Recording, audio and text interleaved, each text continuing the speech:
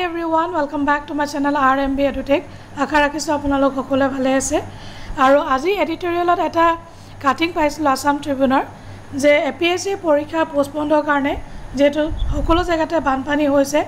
পোষ্টপনৰ কাৰণে এটা মানে এডিটৰিয়েলত পোষ্ট পাইছিলোঁ মই কিন্তু এতিয়া তেওঁলোকে ইতিমধ্যে এডমিট কাৰ্ড ইস্যু কৰিছে তো পোষ্টপন কৰাৰ কোনো কথাই নাহে আৰু যিসকল ব্যক্তিয়ে ভাবি আছে কেনেবাকৈ পোষ্টপন কৰিব নেকি সেই আশা আপোনালোকে বাদ দিয়ক কাৰণ এপিএসসি যোৱাবাৰো বা আগতৰ ৰেকৰ্ড আছে তেওঁলোকে কেতিয়া পৰীক্ষা পোষ্টপন নকৰাই যেনেকুৱা যি বতা ধুমুহা বানপানী যিয়ে নাহক আগতে অকল এবাৰ কৰিছিলে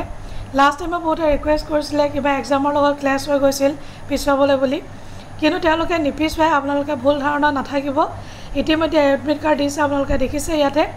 আৰু নিজৰ নিজৰ এডমিট কাৰ্ডবিলাক ডাউনলোড কৰি লওক আৰু ইয়াত দেখিছে আপোনালোকে download admission certificate for the combined competitive main examination 2023 আৰু ইয়াতে আপোনালোকে ক্লিক কৰাৰ পিছত নিজৰ এক্সামিনেশ্যন নেম